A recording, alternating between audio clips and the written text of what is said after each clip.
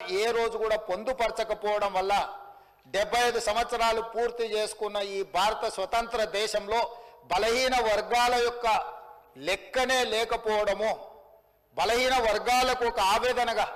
ఒక బాధగా మా హక్కులను కాలరాస్తుండ్రు, అసలు మమ్మల్ని మనుషులుగా కూడా మీరు గుర్తించడం లేదు, సమాజంలో జిత్తినే ఆబాది ఉత్తినే ఇస్సదారి అనే ఒక నినాదాన్ని నాయకుడు రాహుల్ గాంధీ గారు తీసుకోవడంతో వారు ఎన్నికల సందర్భంగా భారత్ జోడో యాత్రలో భాగంగా ఈ దేశ ప్రజలకు ఒక మాట ఇచ్చారు. కేంద్ర ప్రభుత్వాన్ని డిమాండ్ చేసిండ్రు. వారు కేంద్ర ప్రభుత్వం జనాభా లెక్కలు సేకరించినప్పుడు కులాల ప్రాతిపదికన కూడా జనాభాను సేకరించాలి, తద్వారా ప్రభుత్వం కేటాయిస్తున్న నిధుల విషయంలో కావచ్చు, నియమిస్తున్న ఉద్యోగాల విషయంలో కావచ్చు, ఆర్థిక రాజకీయ ఉపాధి ఉద్యోగ అవకాశాలలో వాళ్లకు సరైన న్యాయం చేయాలి. కాబట్టి దీన్ని ప్రభుత్వం ముందుకు తీసుకువెళ్ళాలి, ప్రభుత్వం పాటించాలి అని డిమాండ్ చేసిండ్రు. కానీ కేంద్ర ప్రభుత్వం ముందుకు రాలేదు. అయితే వారు ఆ రోజు ఈ తెలంగాణ రాష్ట్రంలో తమరికి తెలుసు, మహబూబ్ నగర్ జిల్లాలో మక్తల్ కృష్ణా నదిని దాటుతూ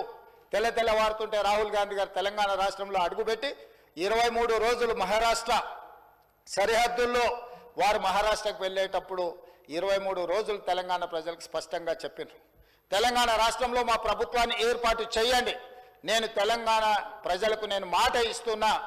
మేము అధికారంలోకి వచ్చిన తర్వాత మా ప్రభుత్వం కులాల ప్రాతిపదికన జనాభా సేకరణ చేసి బలహీన వర్గాల లెక్క ఎంతుందో లెక్క తేల్చి వాళ్లకు రాజకీయంగా రిజర్వేషన్లు కల్పిస్తాం, ఉద్యోగ ఉపాధి రిజర్వేషన్లు కల్పించే బాధ్యత మేము తీసుకుంటాం. ఇది సమాజానికి ఎక్స్రే, ఈ ఎక్స్రే ద్వారా ఎవరు ఎంతమంది ఉన్నారో వాళ్ళకి ఎలాంటి ఆర్థిక రాజకీయ ప్రయోజనాలను చేకూర్చాలో మేము చేస్తామని వారు చెప్పారు. అందుకే డిసెంబర్ 7, 2023 నాడు మనం అధికారం చేపట్టి అధికారంలోకి వచ్చిన తర్వాత ఎంబడే ఫిబ్రవరి 4 నాడు 2024 నాడు మంత్రివర్గంలో ఆమోదం చేసి ఫిబ్రవరి 6, 2024 నాడు సహచర మంత్రివర్గ సభ్యులు పొన్నం ప్రభాకర్ గారు ఇదే సభలో తమరి అనుమతితో తీర్మానాన్ని ప్రవేశపెట్టినము. ఆ తర్వాత పార్లమెంటు ఎన్నికలు 5-6 నెలలు ఈ ప్రక్రియకు పార్లమెంట్ ఎన్నికల వల్ల విఘాతం కలిగింది. కానీ ఈ ప్రభుత్వం మా నాయకుడు మేము ఇచ్చిన మాట ప్రకారం ఈ సమాజంలో కులగణన జరగాలి, కులగణనలో రాజకీయ ఆర్థిక సామాజిక అన్ని వివరాలను పొందుపరచాలన్న ఆలోచనతోటి ఈ కార్యక్రమాన్ని ముందుకు తీసుకెళ్లాలన్న లక్ష్యంతో మంత్రివర్గ ఉపసంఘాన్ని పెద్దలు ఉత్తమ్ కుమార్ రెడ్డి గారి అనుభవాన్ని దృష్టిలో పెట్టుకొని వారిని, దామోదర్ రాజ్ నరసింహ గారిని, పొన్నం ప్రభాకర్ గారిని, దుద్దిల్ల శ్రీధర్ బాబు గారిని, సీతక్క గారిని కమిటీలో పెట్టి ఈ ప్రక్రియను మొత్తం ముందుకు తీసుకువెళ్లే ప్రయత్నం చేసినాం. ఈ ప్రక్రియలో భాగంగా బీహార్, అంతకుముందు కర్ణాటక రాష్ట్రాలు ఈ ప్రక్రియను చేపట్టి బీహార్ తీసుకొచ్చిన ఈ వివరాలను కోర్టులు కూడా వాటి మీద స్టే ఇవ్వడంతో తప్పిదం జరగొద్దు, ఇది పక్కడబందీగా ఉండాలి అని చెప్పి అధికారులను ఆయా రాష్ట్రాలకు పంపించినాం. అధ్యక్ష, ఇదేదో ఆషామాషిగా ఇక్కడ ఉన్న కొద్దిమందిని పంచాయతీరాజు లేకపోతే ఏదైనా డిపార్ట్మెంట్కి సంబంధించిన క్రింది స్థాయి ఉద్యోగస్తులను పంపించే వివరాల సేకరణ కాదు అధ్యక్ష. ఈ దేశంలోనే ఈ దేశానికి ఆదర్శంగా ఉండే ఒక దిక్సూచిగా మారాలని తెలంగాణ రాష్ట్ర ప్రభుత్వం ఇతర రాష్ట్రాలలో ఇట్లాంటి ప్రక్రియ చేపట్టి ఈ ప్రక్రియ న్యాయస్థానాల ముందు నిలవకపోవడం, ఈ ప్రక్రియ వల్ల జరిగిన నష్టాన్ని అంచనా వేయడానికి కూడా ఇతర రాష్ట్రాలకు అధికారులను పంపించి ఆయా రాష్ట్రాలలో జరిగిన పరిణామాలను మనమంతా కూడా ఒక స్టడీ చేసి అధికారుల నుంచి నివేదిక తెప్పించుకొని తద్వారా జనగణన ఏ విధంగా చేసిండ్రు, ఇతర రాష్ట్రాలలో కులగణన ఏ విధంగా నిర్వహించిండ్రు, వీటన్నిటిని పరిగణకు తీసుకొని పదే ముఖ్యమంత్రి స్థాయిలో నేను, ప్లానింగ్ బోర్డు ఉప ముఖ్యమంత్రి గారు ఆర్థిక శాఖ కిందకు వస్తుంది వారు, అదేవిధంగా మా cabinet sub committee chairman Uttam Kumar Reddy గారు వివిధ సందర్భాలలో చీఫ్ సెక్రటరీ గారితో సహా 12 సార్లు సమావేశాలు పెట్టి సమీక్షలు చేసి అధికారులకు సూచనలు చేసి ఒక పక్కడ్బందీ ప్రణాళికతోటి ఏ విధంగా అయితే జనాభాను మనం లెక్కిస్తామో ఆ రకంగా మొట్టమొదట ఇండ్ల వివరాలు సేకరించే కార్యక్రమం చేపట్టిన అధ్యక్ష. ఈ తెలంగాణ రాష్ట్రంలో ఉన్న పాత 10 ఉమ్మడి జిల్లాలలో ప్రతి గ్రామంలో, తండాలో, గూడెంలో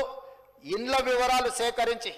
ఆ ఇండ్లను అన్నిటిని కూడా ఎన్యూమరేట్ చేసి ఆ ఇండ్ల మీద స్టిక్కర్ అంటించి ప్రతి 150 ఇండ్లను ఒక గ్రూపుగా అంటే అధ్యక్ష మ్యాపింగ్ చేసి ఇట్లా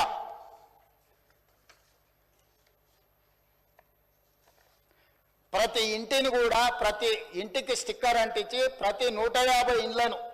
ఇట్లా మార్కింగ్ చేసి ఈ రకంగా 150 ఇండ్లను ఒక యూనిట్ కింద ఒక బ్లాక్ కింద గుర్తించి ప్రతి యూనిట్ని ఈరోజు నేను ఇంతకుముందు చెప్పినట్టు 94,000 పైచిలకు యూనిట్లుగా గుర్తించి వీటి ప్రతి ఏరియాకు ఒక్కొక్క ఎన్యూమరేటర్ని ఇచ్చేసి ఈ 150 ఇండ్లను రోజుకు 8 నుంచి 10 కంటే ఎక్కువ చేయకూడదు. ఎందుకంటే 10 కంటే ఎక్కువ చేస్తే వాళ్ళు తొందరపాటులో హడావిడిగా చేయాలన్న నిర్ణయంతో వాళ్ళు తప్పర్లు జరగడానికి అవకాశం ఉంటుందని చెప్పి వివిధ డిపార్ట్మెంట్లకు సంబంధించిన teachers, agriculture extension officers, anganwadi teachers, IKP ఏపీఎంలు, bill collectors and assistant bill collectors, ward officers, Indira Kranthi పథకం book keepers, chairman, environment engineers, Panchayati Raj secretary, junior assistant, record assistant, typist, work inspector, ఇట్లా ప్రభుత్వంలో ఉన్న వివిధ శాఖలకు సంబంధించిన అధికారులను ఈరోజు మనం వాళ్ళందరినీ పెట్టి ప్రతి ఇంటికి ఇలాంటి స్టిక్కర్ను అంటించిన అధ్యక్ష. మొదటి 3 రోజులు ఈ రాష్ట్రంలో ఉన్న అన్ని గృహాల యొక్క వివరాలను సేకరించి ఆ వివరాలన్నిటిని కూడా ప్రతి ఒక్కరి ఇంటికి ఇట్లా స్టిక్కర్ అంటించి ఫస్ట్ ఇండ్లను గుర్తించడం జరిగింది అధ్యక్ష. ఆ తర్వాత ప్రతి ఇంటికి మన ఎన్యూమరేటర్లు వెళ్ళి ఇట్లాంటి అప్లికేషన్లు తీసుకెళ్ళి అధ్యక్ష ప్రతి ఒక్కరి వివరాలు వాళ్ళందరితో సేకరించి 8 పేజీలల్లా అక్కడికి వెళ్ళి వాళ్ళతో మాట్లాడి వాళ్ళు ఇచ్చిన సమాచారాన్ని తీసుకొని వాళ్ళ సంతకాన్ని కూడా కుటుంబ యజమాని పేరు, మొబైల్ నెంబర్తో సహా సంతకం వాళ్ళు తీసుకొని, ఎన్యూమరేటర్ సంతకం తీసుకొని, సూపర్వైజర్ సంతకం తీసుకొని ఈ రకంగా సమాచారాన్ని 8 పేజీలలో పూర్తి వివరాలతో కూడుకున్న వాళ్ళ పేరు, తండ్రి పేరు, వాళ్ళ కులము, వాళ్ళ ఆర్థిక స్తోమత, వాళ్ళ విద్య, గతంలో ప్రభుత్వం నుంచి ఏమైనా పథకాలలో లబ్ధి పొందినరా, గతంలో రాజకీయ పరమైన రిజర్వేషన్లు ఏమన్నా పొందినరా, ఇట్లా పూర్తి స్థాయిల వివరాలతోటి ఆ కుటుంబం యొక్క వివరాలు తీసుకున్నాం అధ్యక్ష. ఇవన్నీ మాన్యువల్గా సేకరించి 76,000 మంది డేటా ఎంట్రీ ఆపరేటర్స్ని పెట్టి ఏ ఎన్యూమరేటర్ అయితే 150 ఇండ్లకి వెళ్ళి చేసిండో అతనే డేటా ఎంట్రీ ఆపరేటర్ దగ్గర కూర్చొని ఒక్కొక్క పేజీ తీసి కంప్యూటరీకరణ చేపించి పూర్తిగా ఈ డేటానంతా కూడా 76,000 మంది డేటా ఎంట్రీ ఆపరేటర్లు 36 రోజులు కష్టపడి ఈ మొత్తం అంతా కూడా క్రోడీకరించింది అధ్యక్ష. ఈరోజు ఇంత పకడ్బందీగా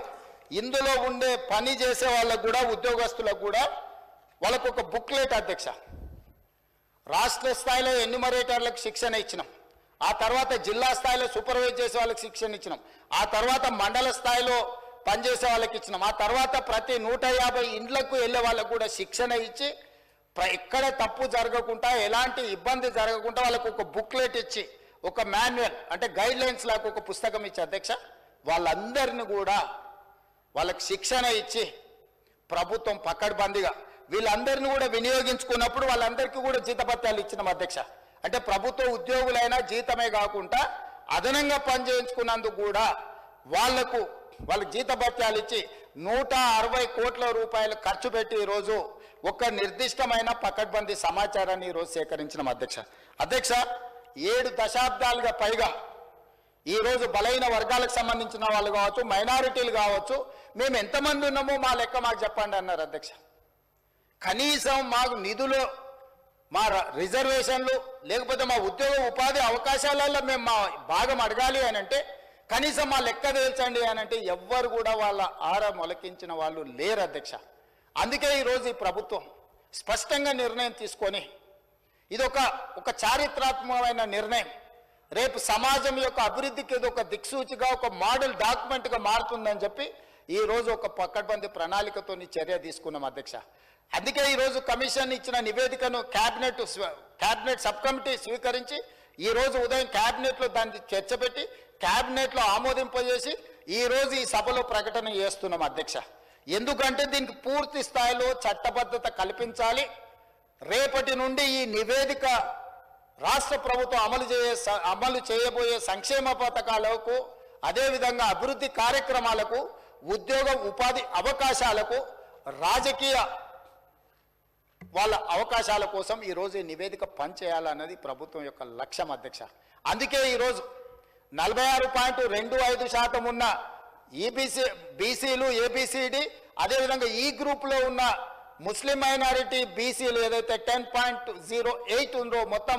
56% పైగా ఉన్న బీసీలు అందరికీ కూడా ఈ రాష్ట్రంలో సముచితమైన గౌరవము స్థానము కల్పించాలన్న ఆలోచనతోటి ఈరోజు ఈ ప్రభుత్వం ఈ నిర్ణయం తీసుకొని ముందుకు వచ్చింది అధ్యక్ష. కాబట్టి సభలో సభ్యులందరినీ ప్రభుత్వం ఒక మంచి కార్యక్రమాన్ని తీసుకొచ్చి ప్రజలకు అందుబాటులో పెట్టినందుకు ఈరోజు అందరూ సభలో ఉన్న వాళ్ళందరూ కూడా ఈ ప్రభుత్వాన్ని రాజకీయాలకు అతీతంగా అభినందించాల్సిన అవసరం ఉన్నది. మంత్రివర్గ